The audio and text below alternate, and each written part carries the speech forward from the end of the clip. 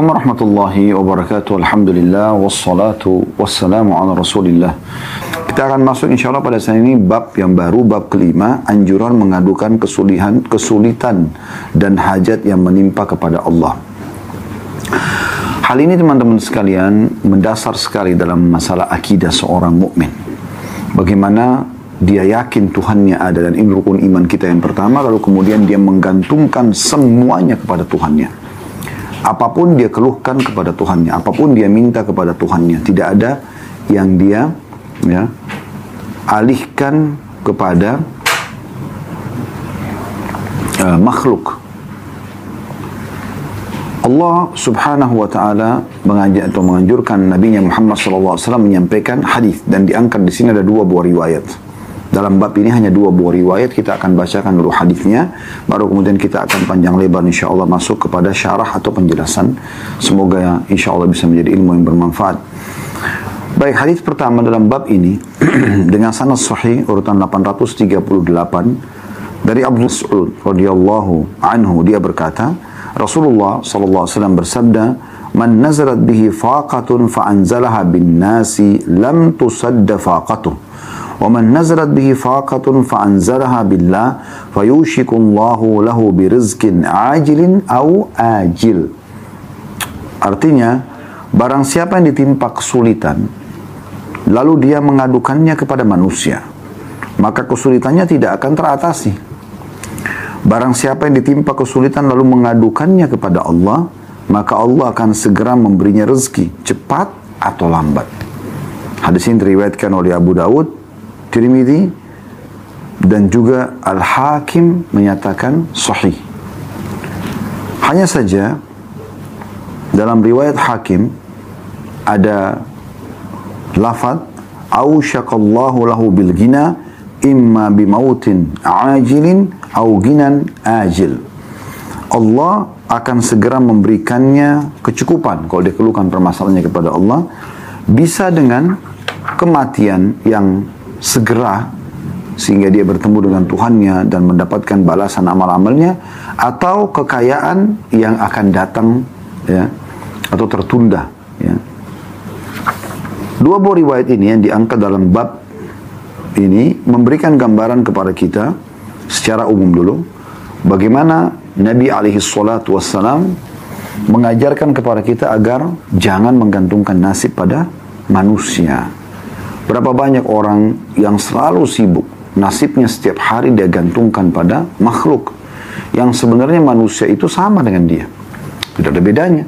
Dia memiliki dua mata, kita juga memiliki dua mata, dua tangan, dua kaki. Masing-masing memiliki waktu 24 jam. Kebetulan saja dia diberikan jabatan oleh Allah subhanahu wa ta'ala. Diberikan kelebihan oleh Allah subhanahu wa ta'ala. Dan kita tinggal meminta kepada Allah subhanahu wa ta'ala. Tinggal minta saja. Tidak ada sesuatu yang berat. Hanya alhamdulillah wassalatu wassalamu ala rasulillah, memuji Allah subhanahu wa ta'ala dan membaca salawat kepada Nabi SAW, lalu kemudian sampaikan hajat. Ya Allah, sembuhkan saya. Ya Allah, berikan saya. Ya Allah, ampuni saya. Ya Allah, mudahkan urusan saya. Ya Allah, si fulan lunakkan hatinya, berikan hidayah, suami, istri, anak, dan seterusnya. Umar bin Khattab radhiyallahu anhu pernah menghadapi sebuah permasalahan dengan Bilal radhiyallahu anhu di masalah pembagian harta warisan di negeri Persia pada saat muslimin berhasil menaklukkan. Maka Umar mengatakan, aku pun menolong hajatku terhadap Bilal di sholat malamku, minta kepada Allah subhanahu wa ta'ala. Dan para kaum salafus salih merasa luar biasa itu, menyampaikan hajat kepada Allah ini memberikan solusi yang luar biasa, yang di luar daripada jangkauan akal manusia. Seorang dai Saudi menceritakan pengalaman dia pribadi. Saya lihat cuplikan ceramahnya Dia mengatakan dia pergi ke Mesir. Kemudian setelah dia sampai di Mesir, dia pergi dari ibu kotanya Kairo ke Iskandaria, ke satu kota yang lain. Kemudian dia bilang pada saat di Kairo, dia mengenal satu pengurus masjid dan dia pergi ke masjid itu pada saat dia mau pulang ke Saudi setelah selesai pengajian di kota Iskandaria ini. Dia bilang, saya pun tiba malam.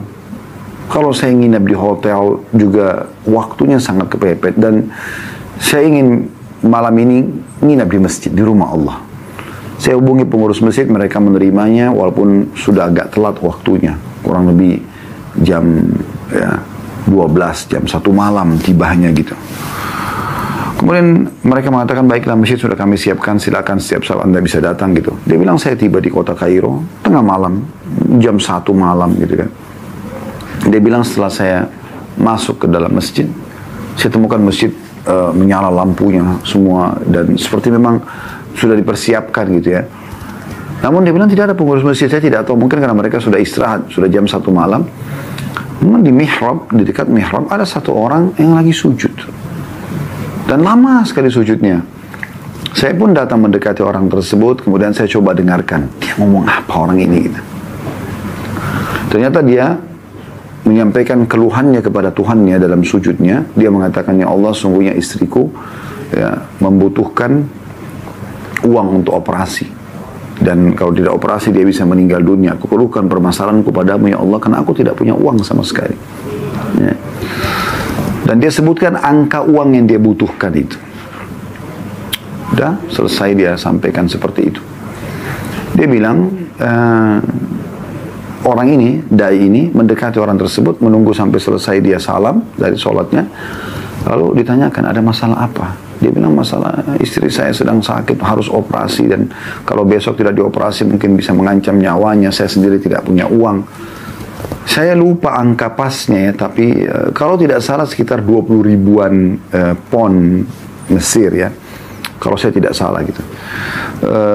Kemudian kata dai ini, apa yang sudah kau lakukan sesuatu yang sudah sangat luar biasa dan yakinlah Allah akan berikan kepadamu jalan keluar. Lanjutkan doamu. Lalu dai ini mengatakan, orang itu pun terus berdoa, mengulang-ulangi doanya, dan saya pun kena ngantuk, saya istirahat. Setelah saya sholat malam beberapa rakaat, saya istirahat. Menjelang subuh, azan subuh saya dibangunkan untuk pengurus masjid, syekh bangun gitu ya, dibangunkan. Lalu kemudian saya wudu, lalu saya sholat qobliyah atau sholat sunnatul fajr ya, qobliyah subuh. Kemudian diiqamahkan sholat. Waktu diiqamahkan sholat, tiba-tiba saja pengurus masjid mengatakan, Syekh silakan jadi imam buat kami. Kata syekhnya, saya lagi capek, mungkin kurang pas. Enggak, silakan walaupun ayat-ayat pendek. Maka dia bilang, saya pun jadi imam. Subhanallah, begitu selesai sholat, salam, lagi zikir, ada satu orang datang. Dia mengatakan, Syekh, saya mengenal Anda, saya mengikuti ceramah-ceramah Anda di YouTube, dia bilang, ya. Dan saya ini punya hajat dengan Anda. Dia bilang, kata syekhnya, apa hajatmu? Dia bilang, saya punya zakat harta, zakat mal, yang saya tunda pengeluarannya, karena saya berharap zakat itu bisa terarahkan ke satu orang yang kira-kira orang ini, gitu kan, terpenuhi hajatnya dengan zakat itu. Walaupun istri saya sudah mengatakan keluarkan saja, jangan ditahan gitu kan, ini zakat gitu. Lalu kata syekhnya, berapa uang yang kau mau keluarkan? Dia sebutkan, ya jumlahnya seperti jumlah yang dibutuhkan oleh orang yang semalam nangis-nangis itu. Kata syekhnya, subhanallah, baik tunggu sebentar. Syekhnya lihat kiri kanan, cari mana orang yang semalam sholat, ternyata ada di ujung shaf pertama. Syekh mengatakan, diberikan isyarat supaya dia datang. Datanglah orang tersebut. Kata syekhnya, coba ceritakan, apa masalahmu semalam? Dia bilang, istri saya mau operasi, butuh uang sekian-sekian gitu. Disebutkan angkanya gitu. Maka orang yang punya zakat ini tiba-tiba meneteskan air mata, menangis. Syekhnya juga menangis. Kenapa? Karena seperti depan mata mereka Allah berikan jawaban kepada orang ini gitu. Kok bisa syekhnya datang ke situ, kemudian jadi imam, suaranya didengar, tadinya orang yang punya zakat ini, dia tidak mau sholat di masjid itu, dia mau sholat di tempat lain, tapi karena dia dengar suara dan dikenal, dia datang sholat di masjid itu. Kemudian dia menyebutkan hajatnya punya zakat, lalu kemudian ada orang di situ yang membutuhkannya. Maka langsunglah syekh ini memberikan saran kepada pemilik uang agar memberikan kepada orang tersebut, dan diberikanlah. Dan dengan diberikan, maka selesailah masalah orang tersebut. Ya, kata syekhnya bahkan saking gembiranya orang tersebut dia mengatakan segala puji bagimu ya Allah gitu. Ya.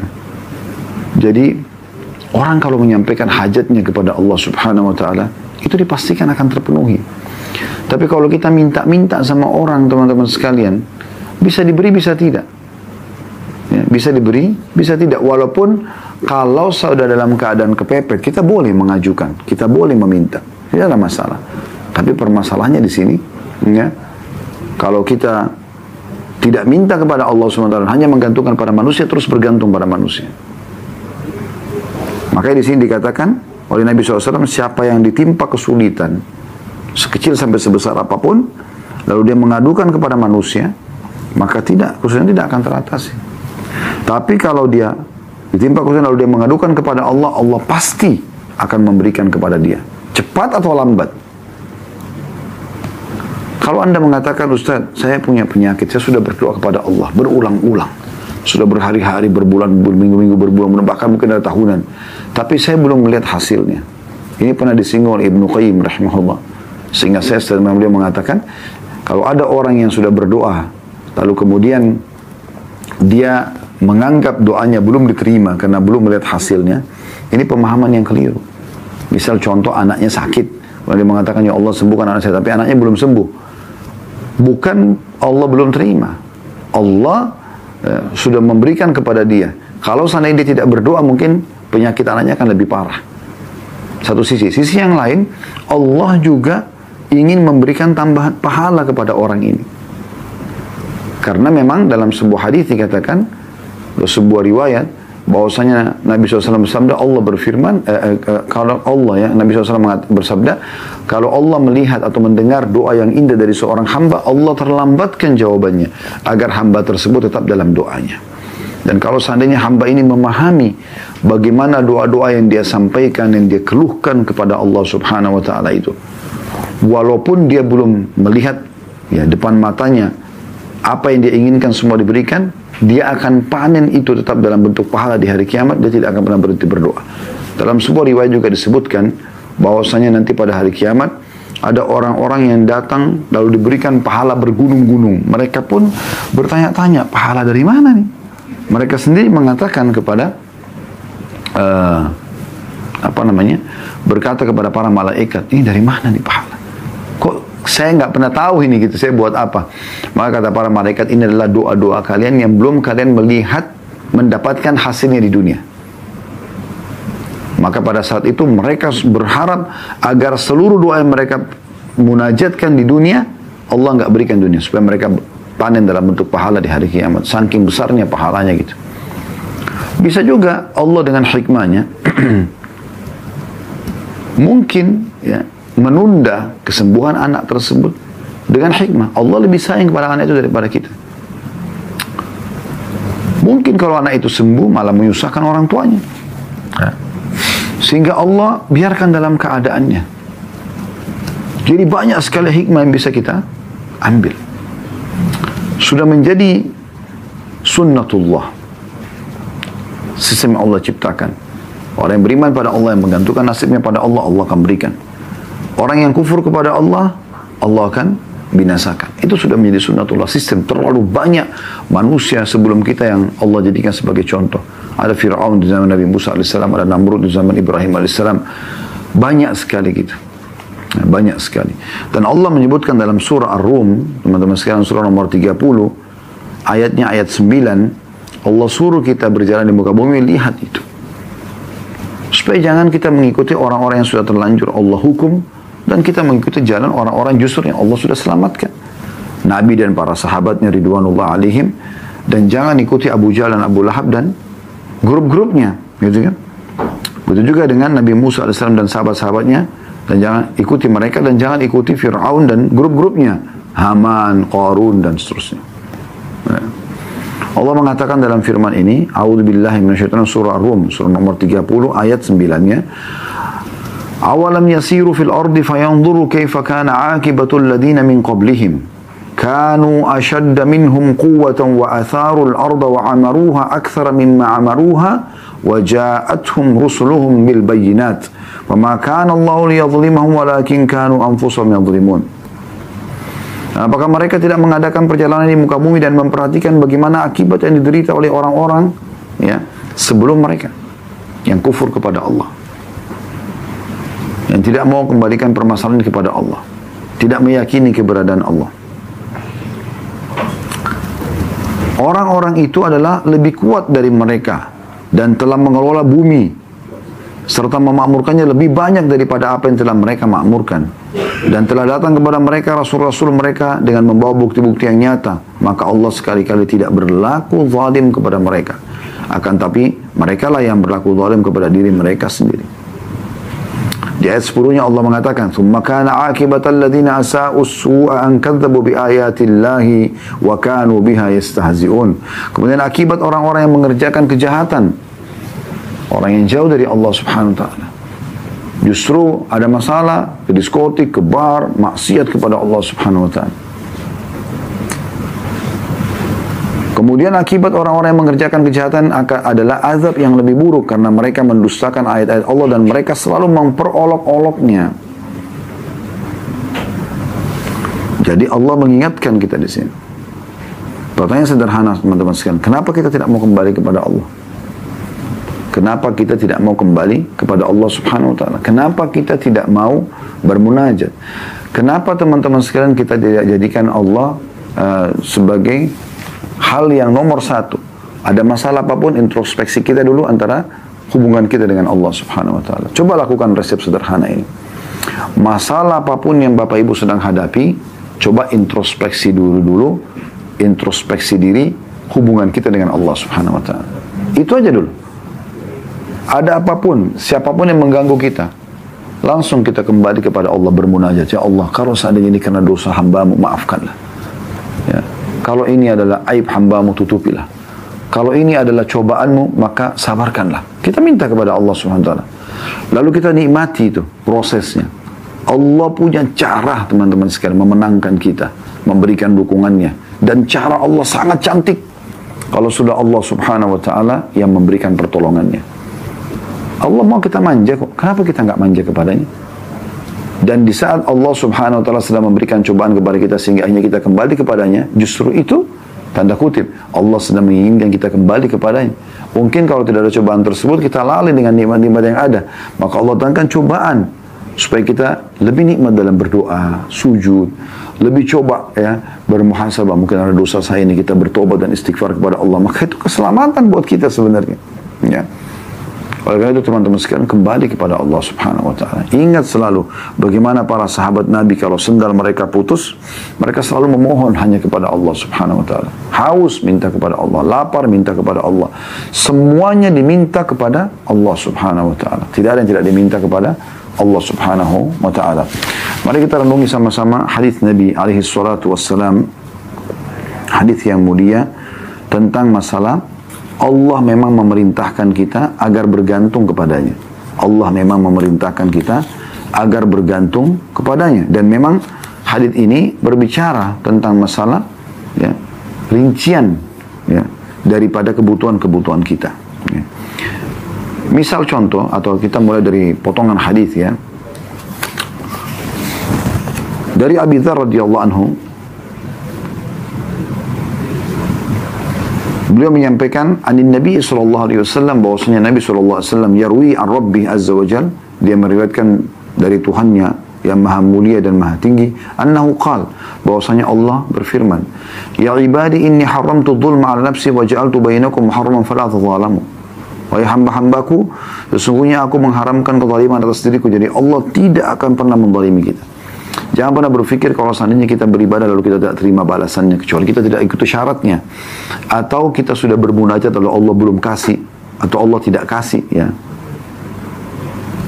Allah tidak akan zalimi. Allah haramkan terhadap dirinya dan aku jadikan itu haram di antara kalian, maka jangan kalian saling menzalimi. Kemudian Allah rincikan lebih dalam. Ya ibadi, kullukum dhalun illa man hadaituhu fastahduni ahdikum. Wahai hamba-hambaku, kalian semua sesat kecuali yang telah aku berikan petunjuk, maka hendaklah kalian minta petunjuk kepada aku, maka aku akan memberinya. Petunjuk dalam hal apapun, masalah-masalah yang sedang kita hadapi, keluhkan kepada Allah, minta jalan keluarnya. apapun sifatnya, kebutuhan-kebutuhan yang kita ingin agar terpenuhi, minta kepada Allah. Allah akan penuhi itu semua. Sampaikan kepada Allah subhanahu wa ta'ala. Allah mengatakan petunjuk itu ada dari aku. Mintalah dari aku. Allah suruh minta. Dan subhanallah ada hadis riwayat Tirmidzi mulia sekali. Kata Nabi SAW, Man lam yadu'ullah yaghdab alaih. Siapa yang tidak minta kepada Allah, justru tidak minta, Allah murka padanya. Allah anggap ini orang sombong gitu. Dan seorang penyair Arab mengatakan kurang lebih makna syairnya, jangan kau minta pada manusia, yang kalau kau minta padanya dia akan marah. Sekali kita minta, 2 kali kita minta, mungkin dia mesti memberi, 3 kali, 4 kali dia akan marah. Tapi mintalah kepada zat Allah subhanahu wa ta'ala. Kalau kau tidak minta, justru dia marah. Lalu kenapa kita tidak minta kepada Allah? Lalu Allah mengatakan selanjutnya, Ya ibadi kullukum ja'in illa man at'amtuhu fastatu'imuni at'imkum. Wahai hamba-hambaku, kalian semua lapar kecuali yang aku beri makan. Maka hendaklah minta makan kepadaku, pasti aku memberinya. Makan, minta kepada Allah. Ya. Kemudian selanjutnya Allah mengatakan, Ya ibadi kullukum arin illa man kasautu fastaksuni aksukum. Wahai hamba-hambaku, asalnya kalian telanjang. Ya. Lahir di muka bumi ini tidak punya pakaian kan? Lalu siapa yang menggerakkan orang tua kita untuk memberikan kita pakaian? Allah subhanahu wa ta'ala berikan petunjuk kepada mereka. Penciptanya gitu.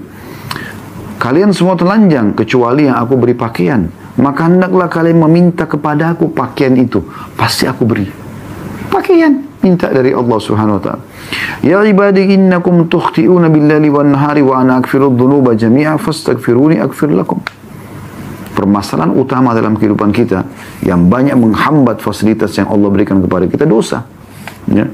Allah mengatakan, wahai hamba-hambaku, kalian melanggar, melakukan dosa-dosa di malam dan siang hari. Dan aku mengampuni semua dosa-dosa, maka mohon ampunlah kepadaku, aku akan maafkan kalian. Dengan dimaafkan berarti akan aman. Ya. Orang kalau sudah dimaafkan, maka akan aman dia. Lalu kemudian, karena dosa-dosanya sudah dimaafkan, artinya fasilitas semua Allah janjikan akan kembali gitu ya. Selanjutnya Allah mengatakan, Ya ibadi innakum lan tablughu dharri fatadurruni wa lan tablughu naf'i fatanfa'uni. Wahai hamba-hambaku, kalian tidak bisa membinasakanku, tidak bisa menggangguku.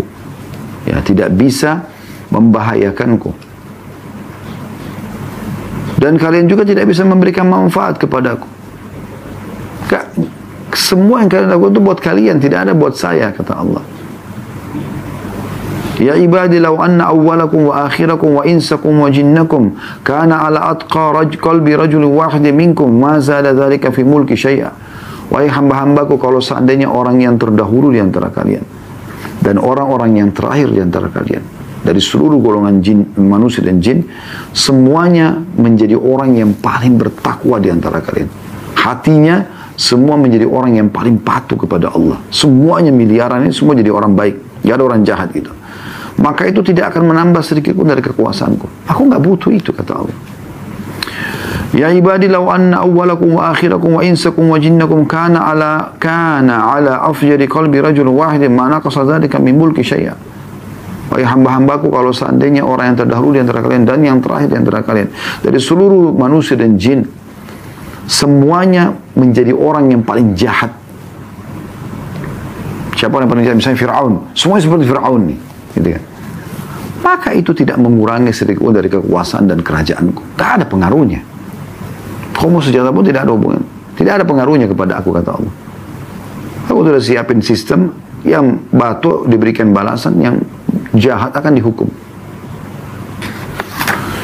Lalu kemudian Allah juga masih berfirman di hadis qudsi ini, Ya ibadi law anna awwalakum wa akhirakum wa insakum wa jinnakum qamu ala sa'idin wahidin fasa'aluni fa'ataitu kulla insanin mas'alata ma naqasa dhalika mimma indi illa kama yanqusul mikhiyatu idza udkhila al-bahr. Wahai hamba-hambaku, kalau seandainya orang terdahulu di antara kalian dan yang terakhir di antara kalian dari seluruh manusia dan jin, semuanya dikumpulkan manusia dari Nabi Adam sampai manusia terakhir, dari jin yang pertama sampai jin yang terakhir, semuanya dikumpulkan miliaran, berada di satu tempat mereka berkumpul, lalu masing-masing menyampaikan hajatnya, lalu aku berikan masing-masing hajatnya, maka itu sama sekali tidak mengurangi dari apa yang ada di sisiku, kecuali hanya seperti jarum yang dimasukkan ke lautan. Anda lihat kalau jarum dimasukkan ke lautan, ya, dia tidak akan, kalau diangkat tidak akan ada air yang melekat kecuali sedikit sekali, itu pun langsung kering dengan udara gitu kan. Nah, tidak minta kepada zat yang maha kaya ini. Selanjutnya, ya ibadi innama hiya a'malukum uhsiha lakum uwaffiyakum iyyaha. Faman wajada khairan falyahmadillah wa man wajada ghaira dzalika fala yalumanna illa nafsah. Wahai hamba-hambaku, semua amal-amal yang kalian lakukan, aku catatkan buat kalian, aku balaskan, kembalikan kepada kalian. Ya. Maka siapa yang mendapatkan dia berhasil mengerjakan amal-amal baik, maka dia bersyukur kepada Allah. Dan siapa yang mendapatkan selain daripada itu, maka dia jangan menyalahkan kecuali diri mereka sendiri. Diri mereka sendiri. Wasiat yang sangat menarik dari Nabi SAW kepada sepupu beliau Abdullah bin Abbas radhiyallahu anhuma, beliau mengatakan, ya gulam inni u'allimuka kalimat. Wahai anak kecil, aku ajarkan kepadamu beberapa kalimat. Renungi, hafal, fahami baik-baik. Ihfadillah yahfaduk. Jaga selalu hubunganmu sama Allah. Dia akan jaga, ya, dirimu. Yang halal kau nikmati, yang diperintahkan kerjakan, yang dilarang jauhi. Ihfadillah tajidhu tujahak. Kau jagalah hubunganmu sama Allah, dia akan jaga, ya. Dia akan selalu ada di hadapanmu. Idza sa'alta fas'alillah, kalau kau minta apapun, hanya minta kepada Allah. Wa idza ista'anta fasta'in billah, kalau kau minta tolong untuk memecahkan permasalahanmu, memenuhi hajatmu, hanya minta tolong kepada Allah. Wa'alam anna al-ummata idza ijtama'at ala an yanfa'uka bi syai'in lam yanfa'uka illa bi syai'in qad katabahu Allahu lak. Ketahuilah kalau satu komunitas berkumpul, ya, umat manusia berkumpul, semuanya pun untuk memberikan manfaat kepadamu, tidak akan pernah sampai kepada manfaat kecuali yang sudah Allah takdirkan kepadamu atau untukmu. Jadi bukan karena mereka, tapi karena Allah takdirkan. Wa in ijtama'u, dan kalau seandainya mereka berkumpul ala an yadurruka bi syai'in, untuk menyusahkanmu, menimpahkan mara bahaya kepadamu, lam yadurruka illa bi syai'in qad katabahu Allahu 'alaik. Tidak akan pernah bisa membahayakanmu kecuali yang sudah Allah catatkan untukmu. Rufi'atil aqlam wa jaffatis suhuf. Telah diangkat pena-pena mencatat takdir dan telah kering, ya, lembaran-lembaran takdir di Lauhul Mahfuz. Oleh itu teman-teman, sampai ke hajat kita kepada Allah Subhanahu wa taala. Kalau kesah kepada Allah ini manfaatnya besar sekali. Ya. Dan pasti akan ada solusi sebagaimana dijelaskan di dalam hadis ini. Bahkan dikatakan di hadis ini, Allah pasti akan memberikan kepadanya rezeki, ya, cepat atau lambat. Dan rezeki ini dua sekali, tidak harus duit, ya, tidak harus uang, tapi bisa saja kebutuhan-kebutuhan. Bahkan termasuk dalam rezeki adalah kalau permasalahan kita terpecahkan. Misal contoh, ada orang sakit, dia berharap sembuh, lalu Allah sembuhkan. Itu kan juga rezeki, karena dengan itu dia bisa beraktivitas lagi. Itu rezeki Allah SWT. Rezeki bukan cuma selamanya uang ataupun makanan, minuman dan pakaian, tempat tinggal dan kendaraan, tapi banyak sekali rezeki Allah Subhanahu wa taala. Karena apapun yang bisa membuat roda kehidupan kita berjalan, terpenuhi kebutuhan kita, atau kita selesai dari atau keluar dari sebuah kemelut permasalahan, maka itu adalah rezeki dari Allah Subhanahu wa taala. Dan dalam riwayat yang selanjutnya dikatakan, atau riwayat, ya, Al-Hakim, Allah akan memberikan kepadanya kecukupan. Dan bisa saja kalau Allah melihat ternyata lebih baik dia diwafatkan, maka wafat dia. Allah wafatkan. Karena kalau dia hidup maka akan sulit buat dia. Allah panggil di sisinya, ya, supaya Allah berikan dia kenikmatan. Atau Allah berikan dia kekayaan yang tertunda dalam beberapa saat akan diberikan kepada dia. Lalu setelah mendengarkan dua buah riwayat ini teman-teman sekalian, kenapa kita masih mau bergantung kepada selain Allah Subhanahu wa taala? Sementara hajat-hajat kita banyak, ya. Apakah itu hajat rutin setiap hari ataupun hajat yang tiba-tiba muncul yang kita butuhkan. Dan Allah Subhanahu wa taala sebagaimana dari hadis qudsi sudah memberikan kepada kita rincian yang sangat luar biasa. Makanan, pakaian, petunjuk, apa saja kita disuruh minta kepada Allah. Dan sudah diingatkan juga dalam hadis Ibnu Abbas tadi, kalau kita jaga hubungan dengannya, kita juga akan dijaga. Kalau kita jaga hubungan dengan Allah, Allah selalu ada di hadapan kita. Setiap saat kita butuh, Allah akan memenuhi kebutuhan kita. Ya. Dan kalau seandainya satu umat mau menyusahkan kita, tidak akan bisa sampai kecuali memang sudah Allah catatkan. Kalau mau memberikan kepada kita, tidak akan sampai kecuali yang sudah Allah catatkan. Lalu kenapa tidak kembali kepada Allah kalau begitu? Sekaligus saja minta kepada Allah secara totalitas. Dan Allah akan memberikan jawabannya. Sebagaimana tadi sudah kita sampaikan, kisah seseorang yang istrinya mau operasi di awal materi kita. Teman-teman sekalian, satu hari pernah Sa'id bin Musayyib rahimahullah dipanggil oleh Hajjaj ibn Yusuf. Hajjaj bin Yusuf ini seorang penguasa yang zalim pada saat itu. Semaunya sendiri. Kalau dia sefaham, maka dia atau dia ikuti apa yang dia inginkan, maka dia akan berbuat baik. Kalau tidak, maka dia bisa sampai pada tingkat membunuh walaupun ulama gitu. Maka pada saat masuk dalam majlis, di situ ada pedang disiapkan, ada natok. Natok itu seperti kulit hewan yang sudah dikeringkan. Tujuannya nanti orang kalau ada yang dipenggal lehernya di depan Hajjaj, darahnya nggak muncrat sana sini, ditaruh di situ. Udah disiapin. Jadi orang-orang berpikir, oh ini akan dibunuh nih, gitu. Subhanallah, dia pada saat masuk, dia tiba-tiba disambut dengan meriah. Kemudian oleh Hajjaj bin Yusuf, kemudian Hajjaj bin Yusuf ini panggil duduk di sebelah kursi singgasananya. Kemudian bertanya banyak hukum agama dan dijawab. Kemudian setelah itu sempat ada parfum yang sangat bagus dan mahal di dekat Hajjaj. Tiba-tiba dia bubuhi sendiri langsung ya ke jenggot Sa'id bin Musayyib rahimahullah. Orang banyak bertanya gitu. Orang-orang sekitar, sampai dia pamit keluar, diantar sampai ke pintu gerbang. Ini belum pernah terjadi di polahnya Hajjaj ini gitu. Maka pada saat dia keluar, ada seseorang bertanya, wahai imam ini kalau kita kiai, ustadz ya, apa yang anda ucapkan sebenarnya? Karena tadi pada saat anda menuju ke singgasananya atau begitu masuk pintu gerbang, saya lihat mulut anda qomat kamit. Apa yang anda baca gitu? Apa yang anda sedang ucapkan? Dia mengatakan, saya mengeluhkan kepada Allah. Saya mengatakan, ya Allah, sesungguhnya engkau tahu kezaliman orang ini, dan ya, aku keluhkan permasalahan ini kepadamu. Maka jadikan semua niat buruk dia, semua kejahatan dia menjadi kebaikan untukku. Bagaimana di detik-detik itu, dia sudah berhadapan dengan seorang pemimpin yang zalim, yang akhirnya bisa membunuh dia. Tapi dia tetap kembalikan semua kepada Sang Pencipta Allah. Dan Allah membalikkan keadaan. Gitu. Itu luar biasa. Gitu. Cuma banyak orang tidak memahami masalah ini. Makanya nasihat yang luar biasa juga dari Asy-Syu'bi, nama lainnya Amir bin Syurahbil rahimahullah, seorang ulama tabi'in masyhur. Beliau pada saat menemui Abdul Malik bin Marwan yang pada saat itu menjadi khalifah, ada beberapa orang yang sempat dipenjara gitu oleh Abdul Malik bin Marwan.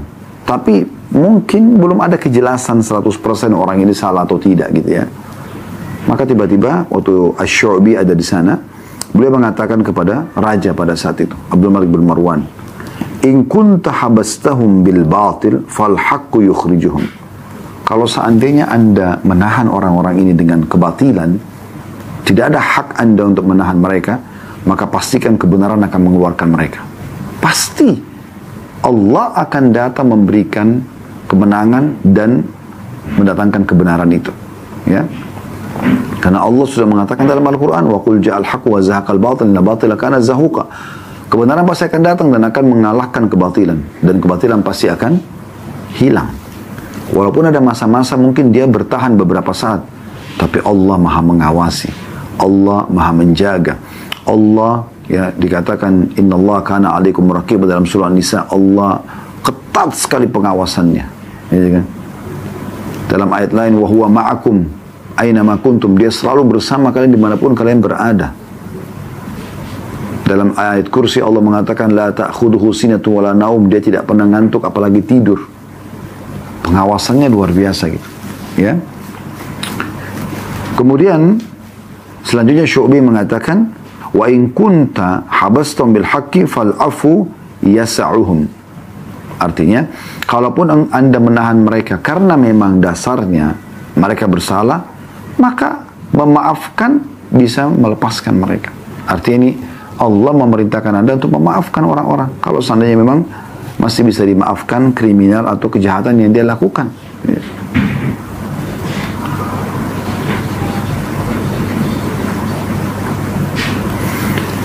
Bagaimana Urwa bin Zubair rahimahullah, seorang ulama tabi'in yang sangat masyhur. Beliau pernah melihat seseorang mencaci maki Hajjaj bin Yusuf. Dan orang ini tidak mau berhenti gitu. Terus saja ngomong. Hajjaj bin Yusuf zalim gini. Padahal memang zalim orangnya. Memang zalim pada saat itu. Kalau Anda baca tentang Hajjaj bin Yusuf ini luar biasa kezalimannya gitu. Luar biasa gitu. Tapi Urwa bin Zubair rahimahullah, maaf, ini Muhammad bin Sirin rahimahullah, bukan Urwa bin Zubair. Muhammad bin Sirin rahimahullah punya ilmu dan dia juga menggunakan keimanan dalam hal-hal seperti ini. Maka dia dekati orang yang sedang caci maki tadi. Hajjaj itu zalim, apalah macam-macam. Kayak banyak orang sekarang mencaci maki. Siapa saja semua dicaci maki. Semua orang salah depan mata dia. Cuma dia sendiri yang benar gitu. Terlebih lagi yang berbahaya kalau kita sedang menyalahkan orang yang kita tidak bisa jangkau dia untuk menyampaikan maaf. Pemimpin-pemimpin, ya. Atau orang-orang yang beda negara, kita hanya nonton di berita. Kita main langsung caci maki, padahal kita tidak tahu kebenaran ada sama dia atau dia salah, kita nggak pernah tahu. Hanya Allah yang tahu masalah itu. Mungkin Allah tahu dia punya udzur-udzur misalnya. Maka Muhammad bin Sirin mendekati orang yang mencaci maki Hajjaj bin Yusuf sambil mengatakan, "Sah ya ibna akhi." Diam, wahai anak saudaraku. Berhentikan ini ucapan, ocehanmu ini berhentikan. Mencaci maki, sebenarnya pemimpin zalim pada saat itu. Fa inna Hajjaj aqbala ila rabbi. Karena orang yang sedang kau caci maki ini Hajjaj sedang menuju ke Tuhannya. Setiap hari dia bangun tidur ini dia akan mati nantinya menuju ke Tuhannya. Wa innaka ya. Wa innaka innama taqdimu 'ala Allah yaumal qiyamah. Dan kau juga akan mati dan kau akan menuju ke Tuhanmu bersama dengan Hajjaj pada hari kiamat nanti. Satajid anna ahkara adh-dhanbi min dhunubika asharru 'ala nafsika min a'zami fa'alahu Hajjaj. Dan di saat nanti kau berhadap dengan Tuhanmu, kau akan temukan dosa yang paling kecil yang kau lakukan. Itu pada saat kau akan ditanyakan oleh Allah, akan kau temukan lebih berat, lebih besar daripada dosa terbesarnya Hajjaj ya, yang pernah dia lakukan. Karena memang kita akan mungkin dosa itu sudah cukup membuat kita masuk dalam api neraka, naudzubillah. Lalu kenapa kita sibuk dengan dosanya orang lain? Ada Tuhannya.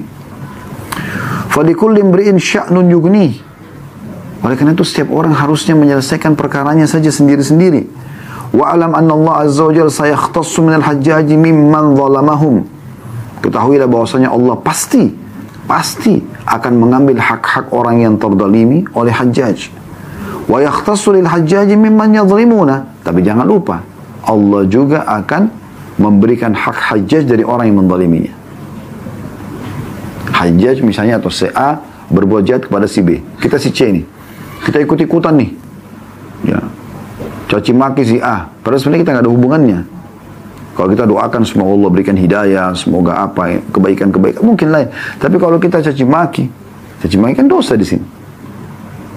Maka yang terjadi adalah kita akan berhadapan dengan orang yang sering kita caci maki.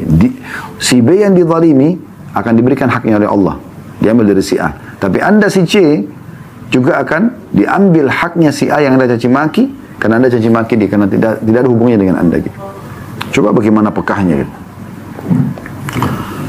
Kemudian beliau menasihati terakhir wasiatnya di sini, fala tashghilanna nafsaka ba'dal yaumi bisabbi ahad. Oleh karena itu mulai hari ini jangan pernah kau sibukkan dirimu dengan untuk mencaci maki orang lain lagi. Ya. Dari apa yang kita ambil teman-teman sekalian dari dua hadis ini ada pelajaran ya kita. Itu tadi semua syarah penjelasannya, pelajaran dari hadis ya. Yang pertama adalah adanya larangan dalam hadis ini untuk menggantungkan nasib pada manusia. Ya. Karena itu tidak akan memberikan solusi. Dan sudah kita sebutkan tadi pepatah syair, jangan kau minta pada manusia, kalau kau minta padanya maka dia akan marah. Kemudian yang kedua adalah adanya anjuran dan penekanan agar setiap orang kembali kepada Allah Subhanahu wa taala saja, menyampaikan apapun hajatnya. Dan itu kalau dilakukan, maka dijanjikan dalam hadis ini Allah akan memberinya rezeki cepat atau lambat. Dan sudah kami jelaskan tadi, makna rezeki di sini teman-teman adalah pemenuhan kebutuhan kita. Baik itu nikmat yang sedang kita butuhkan, maksudnya makanan, minuman dan seterusnya, atau memang kita keluar dari satu permasalahan yang sedang kita hadapi, itu juga adalah rezeki Allah SWT. Allah akan berikan segera. Keluh kesahkan saja kepada Allah. Dalam riwayat tadi Al-Hakim, Allah akan berikan dia kecukupan. Bisa saja dengan kematian segera atau rezeki yang tertunda, kekayaan yang tertunda. Mungkin Anda bertanya, tadi sudah kita jelaskan tapi saya ingatkan kembali. Kok kematian? Ya, karena bagi sebagian orang kematian akan lebih baik bagi dia. Misal dia sakit parah, ya. Atau memang Allah lebih tahu hidup dia ke depannya akan lebih sulit, akan lebih jauh dari Allah, akan lebih banyak maksiat, gitu kan. Makanya Nabi SAW mengatakan, jangan kalian berharap mati, tapi kalian bisa mengucapkan, ya Allah hidupkanlah aku kalau hidup lebih baik untuk aku, dan matikanlah aku kalau mati lebih baik untuk aku. Atau kekayaan yang tertunda, bukan tertunda di sini artinya tidak dikasih kecuali nanti waktu yang lama, enggak. Tertunda di sini kembali kepada makna lafaz awal, ajil au ajil, maksudnya cepat atau lambat atau cepat. Gitu. Ajil ini pakai ain berarti cepat, atau ajil pakai hamzah lambat gitu. Artinya di sini akan ada dalam waktu yang tidak lama dia akan mendapatkannya, akan terpenuhi juga hajatnya. Intinya sebenarnya adalah kembali dan keluh kesahkan kepada Sang Pencipta Allah Subhanahu wa taala.